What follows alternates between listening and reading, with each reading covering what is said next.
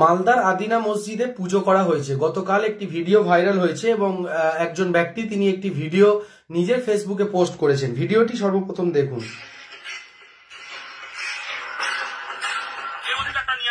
হিরণময় গোস্বামী মহারাজ ওখানে আদিনা মন্দিরে এসেছে, ওখানে আমি ওনাকে ওখান থেকে বের করে দেবো, আপনি এই অর্ডারটা নিয়ে আসুন। ভিডিওটি আপনাদেরকে দেখালাম। যারা লাইভটি দেখছেন সর্বপ্রথম লাইভটি শেয়ার করার জন্য আবেদন করব। যেহেতু ইউটিউব এবং ফেসবুক থেকে লাইভটি করছি ওই জন্য দুদিকেই চোখ দিতে হবে। তো ভিডিওটি ফেসবুক থেকে পোস্ট করা হয়েছে, একজন পোস্ট করেছেন, তার নাম হলো হিরণময় গোস্বামী মহারাজ। তিনি আদিনা মসজিদ, যেটি কিনা আমাদের হেরিটেজ একটি বিল্ডিং আপনারা জানেন, মালদাতে অবস্থিত আদিনা মসজিদ, সেই আদিনা মসজিদে তিনি গিয়ে হঠাৎ করে পুজো করা শুরু করলেন। যেভাবে আমরা জানি যে আপনার বিজেপি শাসিত বিভিন্ন রাজ্যে, আমাদের পশ্চিমবাংলার বাইরে ভারতবর্ষের বিভিন্ন রাজ্যে এমন সময় আমরা জানি উত্তরপ্রদেশে জ্ঞানব্যাপী মসজিদে সেখানেও সেটা নিয়ে মামলা চলছে এবং নিম্ন কোর্টের রায় নিয়ে সেখানেও মসজিদের মধ্যে পুজো পার্বণ শুরু হয়েছে এবং যোগী আদিত্যনাথ তিনি নিজে গিয়ে সেখানে কিন্তু পুজো দিয়েছেন। অন্যদিক থেকে আমাদের পশ্চিমবাংলা যথেষ্ট এখানে শান্তি সম্প্রীতি ভ্রাতৃত্বর একটা বন্ধন এখানে রয়েছে এবং আমাদের পশ্চিমবাংলার পুলিশ প্রশাসন আইন আদালত তারাও বিভিন্ন ক্ষেত্রে তারা সেভাবে পদক্ষেপ নিতে না পারলেও সম্প্রীতির দিক থেকে কিন্তু, অর্থাৎ আমাদের যে ধর্মে ধর্মে জাতি জাতি যে সম্প্রীতি ভ্রাতৃত্ব এটা কিন্তু বজায় রেখেছে। কারণ আমরা প্রত্যেকটা মুহূর্তে কিন্তু সেই বিষয়টি দেখি। যদিও আদানি এই যে হিরণময় গোস্বামী মহারাজ তিনি যে আপনার আদিনা মসজিদে গিয়ে যেখানে পুজো করলেন, এই মসজিদটি কিন্তু এখন একটি হেরিটেজ বিল্ডিং। সেখানে আপনারা জানবেন সেখানে শুধু মুসলমানরা যে ইবাদত করতে যায় বা নামাজ পড়তে যায় এমনটা নয়। আপনার আদিনা মসজিদে সেখানে কিন্তু সমস্ত ধর্মবর্ণের মানুষ এখন যান, একটি ঘোরার জায়গা হিসাবে কিন্তু মানুষজন সেখানে যান। সেখানে গিয়ে নতুন করে হয়তো আমার যেটা মনে হয়েছে বা অনেক রাজনৈতিক নেতারা অন্যান্য দলে তারা মন্তব্য করছেন যে এটা একটা নাকি কৌশল, মানে পশ্চিমবাংলাকে অশান্ত করতে হবে, দাঙ্গা বাঁধাতে হবে। তবে আমি সর্বপ্রথম আমার ভিডিওটি লাইভটি শুরু করলাম, সর্বপ্রথম দু শ্রেণীর মানুষকে আমি ধন্যবাদ জানাবো। সর্বপ্রথম আমাদের পশ্চিমবাংলার পুলিশ প্রশাসন আইন আদালত তাদেরকে ধন্যবাদ জানাবো যে হিরণময় গোস্বামী মহারাজের বিরুদ্ধে এবং তার যারা সাঙ্গপাঙ্গ ছিল সেই সমস্ত দুষ্কৃতীদের বিরুদ্ধে কিন্তু ইতিমধ্যে পুলিশ এফআইআর দায়ের করেছে এবং আইন মেনে কিন্তু তাদের বিরুদ্ধে পদক্ষেপ নেওয়া হবে। এবং তারপরেই সব থেকে বেশি ধন্যবাদ জানাবো মালদা সহ পশ্চিমবাংলার সাধারণ মুসলমানদের, সাধারণ জনগণ, সাধারণ মানুষকে। কারণ তারা এই ঘটনার সঙ্গে সঙ্গে কিন্তু কোন রকম ভাবে, মানে মালদা মুসলিম অধ্যুষিত একটি এলাকা, সেখানে হিরণময় গোস্বামী মহারাজ যাচ্ছেন তার সঙ্গপাঙ্গকে নিয়ে, সেখানে কোনো একটা স্ট্রাকচারকে দেখে তার সামনে বসে মন্ত্র পাঠ করছেন, পুজো করছেন। কিন্তু সেই এলাকার শান্তিপ্রিয় মানুষ এবং আমাদের বাংলার সম্প্রীতিকামী মানুষ তারা এটা নিয়ে এখনো পর্যন্ত রাস্তায় নেমে আন্দোলন করেনি, টায়ার জ্বালায়নি বা কোনো রকম ভাবে তারা কোনো আন্দোলন বা অবরোধ বা বন্ধ এগুলো কিচ্ছু করেনি। তারা আমাদের পশ্চিমবাংলার আইন আদালত এবং পুলিশ প্রশাসনের উপরে ভরসা রেখেছেন। এবং আরো বেশি ধন্যবাদ জানাচ্ছি যে হিরণময় গোস্বামী তার বিরুদ্ধে কিন্তু আইন মেনে এফআইআর করা হয়েছে এবং হিরণময় গোস্বামী আসলে এগুলো একটা কৌশল। আপনাদেরকে বললাম না যে বাংলাকে অশান্ত করতে হবে, দাঙ্গা করতে হবে, এর একটা কৌশল। আর অন্যতম একটা বড় কৌশল হলো এখনকার দিনে নেতা হতে হবে। অর্থাৎ অনেকে লোকসভার টিকিট পাওয়া বা এই সমস্ত বিষয়গুলো কিন্তু এখন রয়েছে। যেহেতু লোকসভা ভোট, যারা লাইভটি দেখছেন সবাইকে অনুরোধ করব লাইভটি প্রচুর পরিমাণে শেয়ার করুন, প্রচুর গ্রুপে প্রচুর জায়গায় শেয়ার করে দিন এবং কমেন্ট বক্সে অবশ্যই আপনাদের মতামত জানাবেন। তো যে বিষয়টি নিয়ে বলছিলাম, ভিডিওটি আরো একবার আপনাদেরকে দেখাই, তারপর বলছি।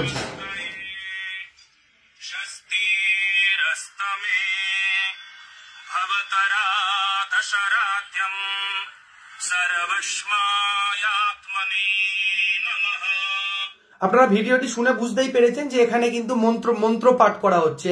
হিরণময় গোস্বামী মহারাজ এবং তার সঙ্গপাঙ্গরা সেখানে বসে মন্ত্র পাঠ করছে। আমি জানি না, আমার যা বয়স, আমার বয়সে এখনো পর্যন্ত ভারতবর্ষের এমন কোন ধর্মীয় স্থান যেটা কিনা ধরুন হিন্দু ধর্মের কোনো মন্দিরে বা খ্রিস্টান ধর্মের কোনো গির্জায় বা আরো শিখ সম্প্রদায়ের যে ধর্মস্থান রয়েছে এমন কোথাও গিয়ে কোনো মুসলমান মৌলবী, মুসলমান ধর্মগুরু বা মাদ্রাসায় পড়া কোনো ছাত্র বা আপনার কোনো ধর্মীয় ব্যক্তিত্ব সেখানে গিয়ে তার ধর্মীয় আচার আচরণ পালন করেছে এমনটা কিন্তু আমার জ্ঞানে আমি কিন্তু জানিনি, আমি কোনোদিন শুনিনি। কিন্তু এই দেখলেন সুপ্রিম কোর্ট সেখানে রায় দিয়েছিল অযোধ্যায় যে বাবরি মসজিদ ছিল সেই বাবরি মসজিদকে দুষ্কৃতীরা ভেঙে ফেলেছিল। সেই বাবরি মসজিদের জায়গায় কিন্তু রাম মন্দির তৈরি হয়েছে, যেটা নিয়ে কিন্তু আমাদের দেশের প্রায় 30 কোটির কাছাকাছি মুসলমান সম্প্রদায়ের মানুষ, প্রায় 20 থেকে 30 কোটি মুসলমান সম্প্রদায়ের মানুষ, তারা এটা নিয়ে কোনো রকম ভাবে আন্দোলনের পথ বেছে নেয়নি, কোনো রকম ভাবে অশান্তির পথ বেছে নেয়নি। কোর্টের নির্দেশকে সম্মান জানিয়ে বুকের ভিতরে যন্ত্রণাকে রেখে দিয়ে ক্ষোভ উগলে দিয়েছে, বিভিন্ন সময় মন্তব্য করেছে, কিন্তু এটা নিয়ে কোনো রকম অশান্তি হয়নি, বরঞ্চ সবাই বিষয়টাকে মেনে নিয়েছে। কিন্তু এই যে হিরণময় গোস্বামীরা, আপনারা দেখতে পাচ্ছেন জ্ঞানব্যাপী মসজিদ, সেখানে নিম্ন কোর্ট একটি রায় দিয়েছে, সেই রায় নিয়ে সেখানে পুজো পার্বণ শুরু হয়েছে। যোগী আদিত্যনাথ সেখানে গিয়ে পুজো করেছিলেন। কিন্তু সব থেকে বড় বিষয় হলো আমাদের পশ্চিমবাংলায় যে ঘটনাগুলো আমরা কোনোদিন ভাবতেই পারিনি, আমাদের জ্ঞানে আমাদের বাবাদের থেকে কোনোদিন এমন কথা শুনিনি, ঠাকুরদাদের থেকে এমন কোনোদিন কথা শুনিনি যে এটা মসজিদকে মন্দির বলে দাবি করা হচ্ছে। আমার অনেক হিন্দু সম্প্রদায়ের মানুষজন আছেন, বন্ধুরা আছেন, যারা কিনা যাদের মুখ থেকে আমি শুনেছি যে আপনার পশ্চিম বহু মন্দির এমন রয়েছে বা বহু ধর্মস্থান রয়েছে, সেটা মুসলিমদের মসজিদ হতে পারে, হিন্দুদের মন্দির হতে পারে, খ্রিস্টানদের চার্চ হতে পারে, আপনার শিখ ভাইদের গুরুদ্বারা হতে পারে, বহু মন্দির মসজিদ ধর্মস্থান এমন রয়েছে যেখানে কিনা সেই ধর্মের মানুষজন ধর্ম পালন করে না, সেটাকে রক্ষণাবেক্ষণ করে না। তার আপনি যদি বিল্ডিং এর অবস্থা দেখেন অত্যন্ত খারাপ, একেবারে পোড়ো মন্দির, পোড়ো মসজিদ বা এমন বহু জায়গা কিন্তু আপনি দেখতে পাবেন যেখানে কিন্তু যেগুলো মেনটেন করা হয় না সেইভাবে। একটা এলাকাতে ধরুন 2000 মানুষ থাকে, অনেক মসজিদে দেখবেন 20 জন নামাজ পড়তে যায়। একটা এলাকায় ধরুন 3000 মানুষ থাকে, একটা সেই এলাকায় হয়তো 10টা মন্দির আছে, যার মধ্যে 3টে মন্দিরে পুজোই হয় না, কেউ যায় না, রক্ষণাবেক্ষণ হয় না বললেই চলে। কিন্তু এই লোকসভা সামনে 2024 লোকসভা ভোট আসছে, রাজনৈতিক বিশ্লেষকরা এবং রাজনৈতিক মহল মনে করছেন যে এই 2024 লোকসভা ভোটকে সামনে রেখে দুটো কৌশল তারা অবলম্বন করেছে। 1 নম্বর কৌশল হলো বাংলাকে অশান্ত করতে হবে, দাঙ্গা বাঁধাতে হবে, এবং বাংলাকে নিয়ে একটা গভীর চক্রান্ত কিন্তু চলছে। আপনারা সন্দেশখালীর ঘটনা তো আপনাদেরকে দেখিয়েছি, ইনসাফ বাংলায় আপনারা সন্দেশখালীর ঘটনা দেখেছেন, যে সন্দেশখালীর ঘটনা সেখানে কিন্তু কিছু ঘটেনি এটা কেউ বলতে পারবে না। হাওয়া না হলে গাছের পাতা কিন্তু নড়ে না। সন্দেশখালী কেন, পশ্চিমবাংলা কেন, ভারতবর্ষের সমস্ত জায়গায়, আমি দায়িত্ব নিয়ে বলছি, বেশিরভাগ জায়গায় কিন্তু যে রাজনৈতিক নেতারা রয়েছে তারা তাদের জোর, তাদের গায়ের জোরে বিভিন্ন জায়গায় জমি দখল করে নেয়, বিভিন্ন মানুষের উপর অত্যাচার করে, বিভিন্নভাবে তাদেরকে জোর করে শাসক দল সমস্ত পশ্চিমবাংলা কেন সারা ভারতের সমস্ত এলাকায়, মানে বেশিরভাগ এলাকায় 99% এলাকায় আপনারা দেখবেন যে রাজনৈতিক নেতারা তাদের প্রভাব খাটিয়ে, তাদের শক্তি দেখিয়ে তারা এলাকার সাধারণ অটো ড্রাইভার, বাস ড্রাইভার, টোটো ড্রাইভার বা এই যে ইউনিয়ন গুলো রয়েছে, সাধারণ মহিলাদেরকে রাজনৈতিক মিছিল মিটিং এ নিয়ে যায়, এবং অনেক সময় জমি দখল, এই লুটপাট, এই সমস্ত বিষয় কিন্তু চলে। কিন্তু সেখানে প্রশাসনকে ধন্যবাদ জানাবো, আজকে একটি দাঙ্গাবাজ একটি মিডিয়া আছে, গদি মিডিয়া, একটি দাঙ্গা বাঁধানো তাদের কাজ, সারাদিন হিন্দু মুসলমান করতে থাকে। সেখানে নাকি শেখ শাহজাহান বেছে বেছে হিন্দু মহিলাদেরকে নাকি ডেকে নিয়ে যেত, আপনার তার ডেরাতে ডেকে নিয়ে যেত, তার লোকজন ডেকে নিয়ে যেত হিন্দু মহিলাদের। মিডিয়া এভাবে প্রচার করছে, আর কিছু সেটিং করা মহিলা সেখানে মনে হয় সম্ভবত রেখে দিয়েছে, না হলে হিন্দু মুসলমান বলা বিষয়টা কিন্তু আসতো না। আমরা সন্দেশখালী বহু এলাকাতে গেছি, সাধারণ মহিলাদের সঙ্গে কথা বলেছি, মা বোনেদের সঙ্গে কথা বলেছি, তারা তো বলছে আমরা নিরাপত্তায় আছি, আমাদের জমি দখল করা হয়নি। কোনো কোনো এলাকাতে বলছে হ্যাঁ জমি নিয়ে নেওয়া হয়েছে, কিন্তু বেশিরভাগ মহিলারা সেখানে কোনো রকম ভাবে কিন্তু তারা সাম্প্রদায়িকতার যে রং, এই রং কিন্তু তারা কোনোভাবেই লাগায়নি। 2024 লোকসভা ভোট যত এগিয়ে আসছে, আরো একটি পয়েন্ট আপনারা দেখছেন, আধার কার্ড ব্লক হয়ে যাচ্ছে, মানুষের মধ্যে আতঙ্ক ছড়িয়ে দাও। আজকে আপনারা বলুন তো, খুব ঠান্ডা মাথায় ভাববেন, কমেন্ট করার আগে, ভিডিও খারাপ মন্তব্য করার আগে, নেগেটিভ কিছু মাইন্ডে ভাবার আগে আপনারা ভাবুন তো, আজকে আদিনা মসজিদে এই যে একজন হিরণময় গোস্বামী মহারাজ, যিনি কিনা এই সেখানে তার দলবল নিয়ে গিয়ে জোর ফলিয়ে সেখানে পুজো পার্বণ করলো। যদিও আমাদের বাংলার পুলিশ প্রশাসন তারা কিন্তু অনেক সজাগ সচেতন, তারা কিন্তু এফআইআর দায়ের করেছে এবং উপযুক্ত শাস্তি হবে বলেই কিন্তু মনে করা হচ্ছে। যাই হোক, এটা পরবর্তী বিষয়। কিন্তু আজকে বলুন তো, এই এলাকা মুসলিম অধ্যুষিত এলাকা, মালদাতে প্রায় 60% মুসলিম, 40% অমুসলিম। অর্থাৎ এই এলাকাতে যদি এই আদিনা মসজিদকে কেন্দ্র করে এখানে পুজো পার্বণ যে করা হলো, সাধারণ মানুষ যদি আইন নিজেদের হাতে কোনোভাবে তুলে নয়, যদি নিত কিন্তু এটা ঠিক নয়, আশা করছি আগামীতেও নেবে না। কিন্তু যদি সাধারণ মানুষ একটা তাদের ক্ষোভের বহিঃপ্রকাশ হতো, সাধারণ মানুষ যদি তাদের রাগের বহিঃপ্রকাশ হতো, সাধারণ মানুষ তাদের যদি ক্ষোভ উগরে দিয়ে সেখানে একটা অশান্তির পরিবেশ যদি সেখানে কোনোভাবে তৈরি হয়ে যেত, তাহলে সেখানে কি বলা হতো, রাজ্য সরকারকে গালাগালি দেওয়া হতো। আমাদের রাজ্যে প্রায় 9 থেকে 10-11 কোটি মানুষ, কত হাজার পুলিশ আছে আমাদের রাজ্যে বলুন তো? প্রশাসন, পুলিশ, মানুষ যদি মাইন্ডের মধ্যে যদি এই নোংরামি পুষে রাখে, দাঙ্গা বাঁধাবো, চক্রান্ত করব, অশান্তি করব, এই মাইন্ড যদি মানুষ পুষে রাখে, শুধু কি পুলিশ প্রশাসন দিয়ে কি এগুলো কি বাঁধানো ঠেকানো কি সম্ভব?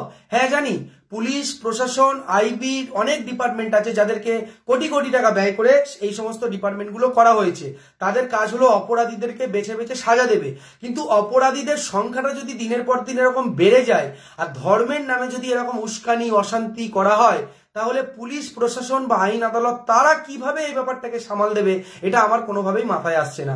আমি বারবার ধন্যবাদ জানাবো আমাদের ভারতবর্ষ, আমাদের পশ্চিমবাংলা এবং মালদার মুসলিম সমাজকে, মালদার শান্তিপ্রিয় ধর্মনিরপেক্ষ মানুষদেরকে বারবার ধন্যবাদ জানাবো যে তারা এই বিষয় নিয়ে মাথা গরম করেনি, এই বিষয় নিয়ে তারা এখনো পর্যন্ত সেভাবে রাস্তায় নামেনি। এটা নিয়ে কিন্তু মালদা সহ পুরো ভারত, পুরো পশ্চিমবাংলার সমস্ত শান্তিপ্রিয় ধর্মনিরপেক্ষ মানুষদেরকে কিন্তু আমি ধন্যবাদ জানাচ্ছি যে যেভাবে এই আদিনা মসজিদ, আমি নিজেও আদিনা মসজিদে গেছিলাম, কি সুন্দর স্ট্রাকচার, কত পুরানো একটি জায়গা, সমস্ত ধর্মের মানুষ দেখি সেখানে যায়, ঘুরতে যায়, বেড়াতে যায়, বিভিন্ন ভাবে কিন্তু আমরা দেখি সেখানে মানুষজন যাচ্ছে। কিন্তু আজকে যে চক্রান্ত, যেভাবে এই ঘটনাগুলো কিন্তু ঘটছে, অত্যন্ত নিন্দনীয় বলে কিন্তু বিভিন্ন সংগঠন, শান্তিপ্রিয় মানুষ, ধর্মনিরপেক্ষ মানুষ, তাদের পক্ষ থেকে কিন্তু প্রতিক্রিয়া আসছে। এবং আপনারা যারা আমাদের চ্যানেলকে ফলো করেন, আমরা আপনাদেরকে বলছি, আজকে কলম পত্রিকার খবর, সন্ধ্যাবেলার খবর দেখলাম, সেখানে কিন্তু এই যে দাঙ্গাবাজদেরকে, যারা পরিকল্পিত মাফিক দাঙ্গা করতে চাইছিল এই ঘটনার মাধ্যমে, হিরণময় গোস্বামী মহারাজ, তারা কিন্তু তাদের বিরুদ্ধে কিন্তু এফআইআর করা হয়েছে। এবং আমরা জানি ভারতবর্ষে বাবরি মসজিদের পর জ্ঞানব্যাপী মসজিদ সহ আরো বেশ কিছু মসজিদ টার্গেট করা হয়েছে। বিজেপির মুখ্যমন্ত্রী উত্তরপ্রদেশে যোগী আদিত্যনাথ, তিনিও কিছুদিন আগে পূর্বে একটি মন্তব্য করেছিলেন যে মথুরার মসজিদ মুসলমানরা ছেড়ে দিক। আজকে একজনের সঙ্গে কথা হচ্ছিল, তার নামটা আমি সম্পূর্ণ নামটা বলছি না, যাই হোক নামটা আমি বলছি না, কোন একজন অমুসলিম, একজন আমার পরিচিত একজন ব্যক্তি, তিনি খুব দুঃখ করে বা আফসোস করে বা রাগেতেই দেখি এমন কথা বলছে, সব মসজিদ নিয়ে নে তো, সব মসজিদে গিয়ে পুজো কর, মন্দিরগুলো বন্ধ করে দিয়ে মসজিদে গিয়ে পুজো কর। আচ্ছা বলুন, যারা এই সকালবেলায় স্নান করে পুজো করেন, যারা সন্ধ্যাবেলায় মন্দিরে ঘন্টা দেন বা পুজো পার্বণ করেন, তাদের মাথার মধ্যে কিন্তু আমার মনে হয় যারা অরিজিনাল পুজো পার্বণ করেন, অরিজিনাল ধর্ম পালন করেন, তাদের মাথার মধ্যে কিন্তু এই বিষয়গুলো নেই যে ওই মসজিদে গিয়ে পুজো দিতে হবে, ওই ধর্মস্থানে গিয়ে অমুকটা করতে হবে, এমন মাইন্ডে নেই। প্রত্যেকটা এলাকায়, আমি যে এলাকায় থাকি, আমার এলাকায়, আমার একদম এলাকাতে একটি মসজিদ আছে, আবার আমার পাশের যে এলাকা রয়েছে সে হিন্দু ভাইরা সেখানে থাকে, কিছু মুসলিম ভাইরা মিলেমিশেই সেখানে থাকে, সেখানে আবার মসজিদও রয়েছে, মন্দিরও রয়েছে। যেখানে মিশ্র এলাকা সেখানে আবার মন্দির মসজিদ একসঙ্গে রয়েছে, যেখানে শুধুমাত্র হিন্দু এলাকা, ছোট এলাকা, সেখানে মন্দির রয়েছে। তাহলে সব এলাকাতেই কিন্তু একটি করে ধর্মস্থান রয়েছে। এই নতুন করে যে টার্গেট করা, তাজমহলকে তেজমহল বানিয়ে দেওয়া, বিভিন্ন জায়গার নাম পরিবর্তন করে দেওয়া, ভোট যত আসছে, সাধারণ মানুষের মধ্যে এখনো দেখবেন আমাদের ভারতবর্ষের মধ্যে একটা আলাদা সম্প্রীতি বিরাজমান। সাধারণ মানুষের মধ্যে হিন্দু, মুসলমান, শিখ, ইসাই, খ্রিস্টানের মধ্যে আলাদা সম্প্রীতি, ভ্রাতৃত্ব, ভালোবাসা, এই সমস্ত বিষয় কিন্তু মানুষের মধ্যে আপনার এখনো পর্যন্ত কিন্তু রয়েছে। ধন্যবাদ জানাবো আমাদের লাইভ যারা দেখছেন, ফেসবুকে দেখছি প্রায় 717 জন আমাদের লাইভ দেখছেন। আশা করছি আপনারা আরো বেশি বেশি শেয়ার করে এবং কমেন্ট করে আমাদের পাশে থাকবেন। ইউটিউবেও প্রায় 200 জনের কাছাকাছি আমাদের লাইভটি দেখছেন। আপনাদের কমেন্টগুলো পরবর্তীতে পড়ে, মন্তব্যগুলো পড়ে রিপ্লাই করার চেষ্টা করব। যে বিষয় নিয়ে বলছিলাম, তো আদানি মসজিদ হঠাৎ করে ভাবতে পারিনি, মানে সকালে উঠে যখন নিউজটি কিছু নিউজ চ্যানেল দেখলাম এবং কিছু ইউটিউবার আছে যাদের এগুলো করে আর কি পেট চলে, তারা আবার শুরু করে দিয়েছে, হ্যাঁ মনে হয় ওটা মন্দির ছিল, মনে হয় ওটা ছিল। বিষয়টা হলো 1991 সালের পর থেকে যে আইন আমাদের ভারতবর্ষে রয়েছে, সেটি হলো যে 1991 সালের পরে যে আপনার মসজিদ যেগুলো, সেগুলো মসজিদ থাকবে, যেগুলো মন্দির ছিল সেগুলো মন্দির থাকবে। আপনারা জানেন কিছুদিন পূর্বে আমরা পশ্চিম মেদিনীপুর গেছিলাম। পশ্চিম মেদিনীপুরে পাত্রা, মন্দিরময় পাত্রা বলে একটি এলাকায় গেছিলাম, হয়তো অনেকে আপনারা শুনেছেন বা অনেকে চেনেন, নাম জানলে অবশ্যই কমেন্ট করবেন। মন্দিরময় পাত্রা, পশ্চিম মেদিনীপুরে। তো সেখানে গিয়ে দেখলাম বেশ কিছু পুরানো মন্দির, যেখানে সেইভাবে পুজো পার্বণ সেভাবে হয়তো হয় না, কিন্তু সেটা একটা ওই আর্কিওলজিক্যাল ডিপার্টমেন্ট সেটা নিয়ে নিয়েছে এবং সেটা একটা সম্পদ হিসাবে ধরা হয়েছে। বহু মন্দির সেখানে মাটির তলায় জঙ্গলের ভিতরে প্রায় চলে গেছিল বহুদিন ধরে। তো সেখানে একজন ব্যক্তির সঙ্গে, রাষ্ট্রপতি পুরস্কার প্রাপ্ত একজন ব্যক্তির সঙ্গে পরিচয় হলো, যার নাম হলো আপনার পাঠান, কি পাঠান নামটা ভুলে যাচ্ছি, কি পাঠান নামটা ভুলে যাচ্ছে এই মুহূর্তে, পাঠান ওনার টাইটেল। তো মন্দিরময় পাথরার যে মন্দিরগুলো তিনি কি করলেন, দীর্ঘদিন ছোটাছুটি করে আর্কিওলজিক্যাল যে ডিপার্টমেন্ট রয়েছে তাদের সঙ্গে আলোচনা করে, একজন মুসলিম ব্যক্তি কিন্তু তিনি দায়িত্ব নিয়ে ওই মন্দিরগুলোকে রক্ষা করলেন। প্রায় 42টা মন্দির, আপনারা যারা যাবেন, যদি কোনোদিন যান, আমি আপনাদেরকে বলবো, এত সুন্দর জায়গা এবং মন্দির, ওই পরিবেশ, ওই জায়গাটাই এত সুন্দর বেশ সাজিয়ে রেখেছে। আর্কিওলজিক্যাল ডিপার্টমেন্টকে সেই এগুলো দিয়ে দেওয়া হলো এবং 42টি মন্দির কিন্তু সেখানে একজন মুসলিম ব্যক্তি পাঠান, তিনি রাষ্ট্রপতি পুরস্কার পেয়েছেন, আমি তার নামটা ভুলে যাচ্ছি, টাইটেলটা মনে পড়ছে। তো তিনি কিন্তু আপনার ওই মন্দিরটি কিন্তু ওই 42টি মন্দির রক্ষা করেছে। তাহলে আমাদের ভারতবর্ষে সেদিনকে শুনছিলাম মালদা বা মুর্শিদাবাদে কোনো একটা জায়গায় একজন হিন্দু ব্যক্তি তিনি জায়গা দিয়েছেন সেখানকার মুসলিম মুসলিমদেরকে একটি শিক্ষা প্রতিষ্ঠান করার জন্য। তাহলে এই সম্প্রীতি, ভ্রাতৃত্ব, ভালোবাসা কিন্তু আমাদের পশ্চিমবাংলায় বিরাজমান।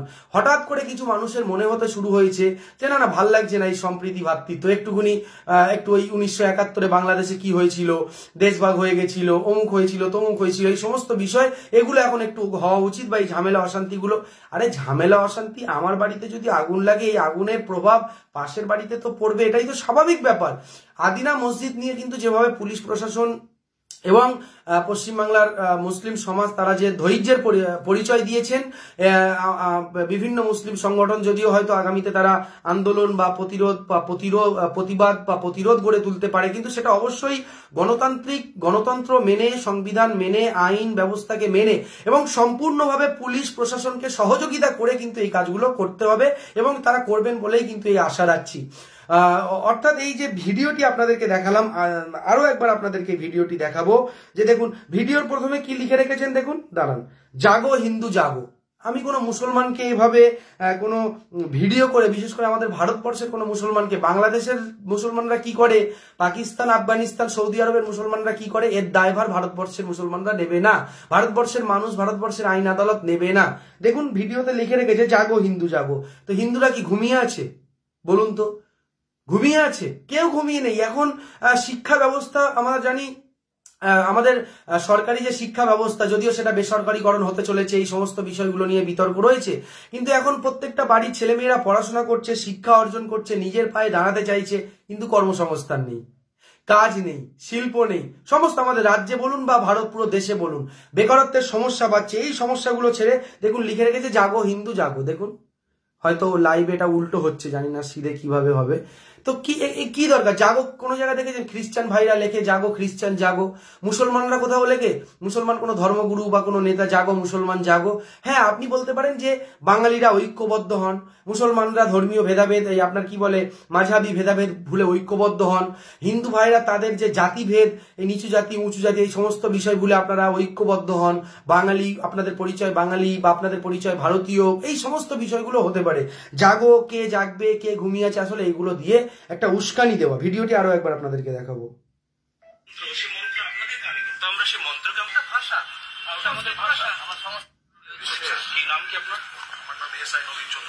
নবীন চন্দ্রপুত্র।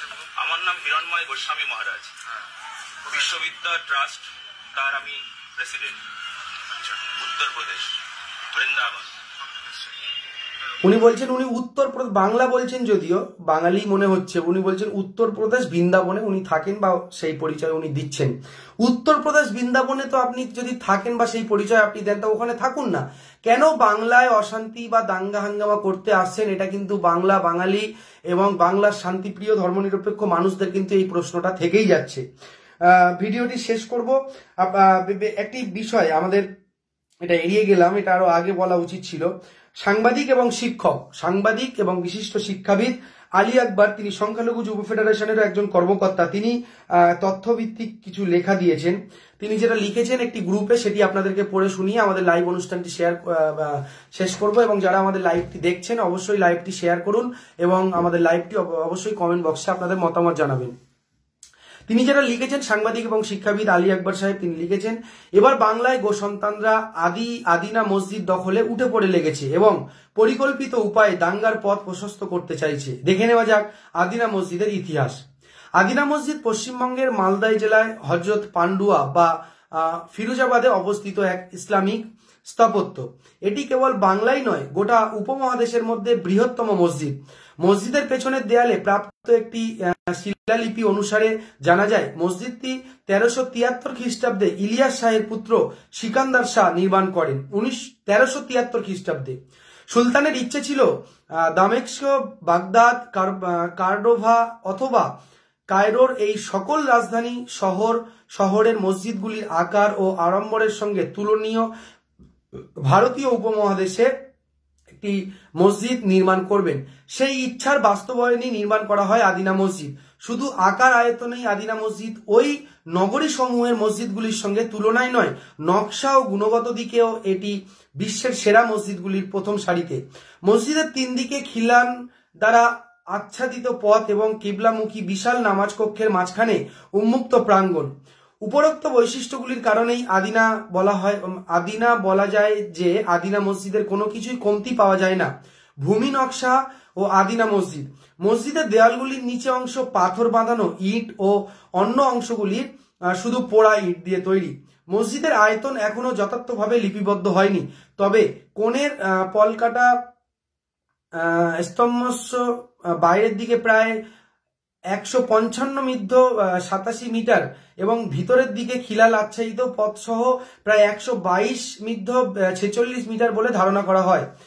প্রাঙ্গণের উত্তর দক্ষিণ পূর্ব দিকে 12 মিটার প্রশস্ত খিলান পথে 3টি, মানে বিস্তারিত এই মসজিদের বিষয়টি নিয়ে এখানে বলা হয়েছে। আমি কমেন্ট বক্সে আপনাদেরকে দিয়ে দেবো, যারা দেখার হয় সেখান থেকে দেখে নেবেন।